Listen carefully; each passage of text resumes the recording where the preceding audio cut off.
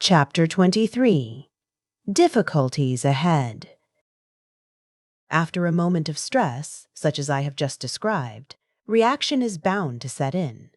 I retired to rest that night on a note of triumph, but I awoke to realize that I was by no means out of the wood. True, I could see no flaw in the alibi I had so suddenly conceived. I had but to stick to my story, and I failed to see how Bella could be convicted in face of it. It was not as though there was any old friendship between us that could be raked up, and which might lead them to suspect that I was committing perjury. It could be proved that in actual fact I had only seen the girl on 3 occasions. No, I was still satisfied with my idea. Had not even Poirot admitted that it defeated him? But there I felt the need of treading warily. All very well for my little friend to admit himself momentarily nonplussed. I had far too much respect for his abilities to conceive of him as being content to remain in that position. I had a very humble opinion of my wits when it came to matching them against his. Poirot would not take defeat lying down. Somehow or other, he would endeavor to turn the tables on me, and that in the way, and at the moment when I least expected it. We met at breakfast the following morning, as though nothing had happened. Poirot's good temper was imperturbable, yet I thought I detected a film of reserve in his manner which was new. After breakfast, I announced my intention of going out for a stroll. A malicious gleam shot through Poirot's eyes. If it is information you seek, you need not be at the pains of deranging yourself.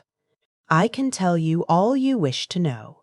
The Dulcibella sisters have cancelled their contract and have left Coventry for an unknown destination. Is that really so, Poirot? You can take it from me, Hastings. I made inquiries the first thing this morning. After all, what else did you expect? True enough, nothing else could be expected under the circumstances. Cinderella had profited by the slight start I had been able to assure her, and would certainly not lose a moment in removing herself from the reach of the pursuer. It was what I had intended and planned. Nevertheless, I was aware of being plunged into a network of fresh difficulties. I had absolutely no means of communicating with the girl, and it was vital that she should know the line of defense that had occurred to me, and which I was prepared to carry out. Of course, it was possible that she might try to send word to me in some way or another, but I hardly thought it likely. She would know the risk she ran of a message being intercepted by Poirot, thus setting him on her track once more. Clearly, her only course was to disappear utterly for the time being. But, in the meantime, what was Poirot doing? I studied him attentively. He was wearing his most innocent air, and staring meditatively into the far distance. He looked altogether too placid and supine to give me reassurance. I had learned, with Poirot, that the less dangerous he looked, the more dangerous he was. His quiescence alarmed me. Observing a troubled quality in my glance, he smiled benignantly. "You are puzzled, Hastings. You ask yourself why I do not launch myself in pursuit. Well, something of the kind. It is what you would do, were you in my place. I understand that. But I am not of those who enjoy rushing up and down a country seeking a needle in a haystack, as you English say. No. Let Mademoiselle Bella Duvain go. Without doubt, I shall be able to find her when the time comes. Until then, I am content to wait." I stared at him doubtfully. Was he seeking to mislead me? I had an irritating feeling that, even now, he was master of the situation. My sense of superiority was gradually waning. I had contrived the girl's escape and evolved a brilliant scheme for saving her from the consequences of her rash act. But I could not rest easy in my mind. Poirot's perfect calm awakened 1,000 apprehensions. "I suppose, Poirot," I said rather diffidently, "I mustn't ask what your plans are? I've forfeited the right." But not at all. There is no secret about them. We returned to France without delay. We, precisely, We.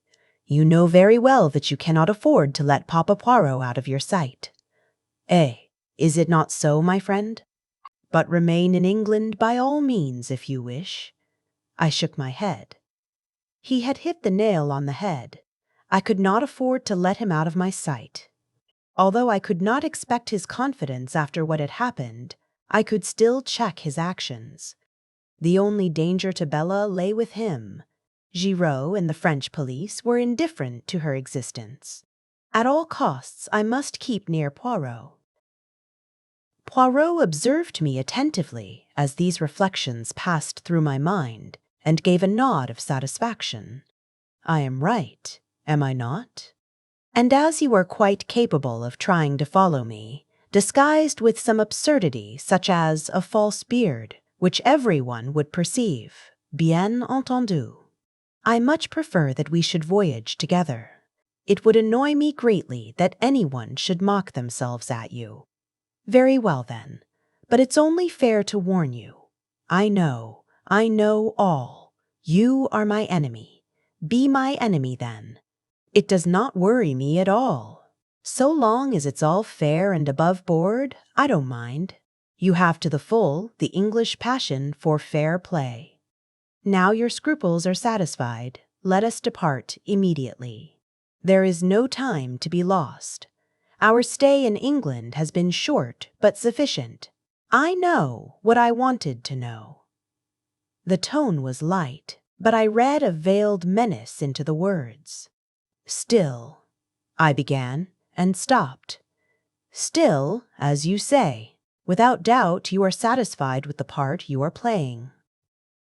Me, I preoccupy myself with Jack Renaud. Jack Renaud. The words gave me a start. I had completely forgotten that aspect of the case.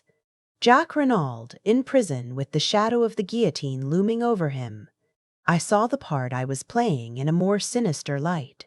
I could save Bella, yes, but in doing so I ran the risk of sending an innocent man to his death. I pushed the thought from me with horror. It could not be. He would be acquitted. Certainly he would be acquitted. But the cold fear came back. Suppose he were not? What then? Could I have it on my conscience? Horrible thought. Would it come to that in the end? A decision. Bella or Jack Renaud? The promptings of my heart were to save the girl I loved at any cost to myself. But if the cost were to another, the problem was altered. What would the girl herself say? I remembered that no word of Jack Renaud's arrest had passed my lips. As yet, she was in total ignorance of the fact that her former lover was in prison charged with a hideous crime which he had not committed. When she knew, how would she act? Would she permit her life to be saved at the expense of his? Certainly she must do nothing rash. Jack Renaud might, and probably would, be acquitted without any intervention on her part. If so, good. But if he was not? That was the terrible, the unanswerable problem. I fancied that she ran no risk of the extreme penalty. The circumstances of the crime were quite different in her case. She could plead jealousy and extreme provocation, and her youth and beauty would go for much. The fact that, by a tragic mistake, it was old Mr. Renaud, and not his son, who paid the penalty, would not alter the motive of the crime. But in any case, however lenient the sentence of the court, it must mean a long term of imprisonment. No, Bella must be protected, and, at the same time, Jack Renaud must be saved. How this was to be accomplished, I did not see clearly. But I pinned my faith to Poirot. He knew. Come what might, he would manage to save an innocent man. He must find some pretext other than the real one. It might be difficult, but he would manage it somehow. And with Bella unsuspected and Jack Renaud acquitted, all would end satisfactorily. So I told myself repeatedly, but at the bottom of my heart there still remained a cold fear.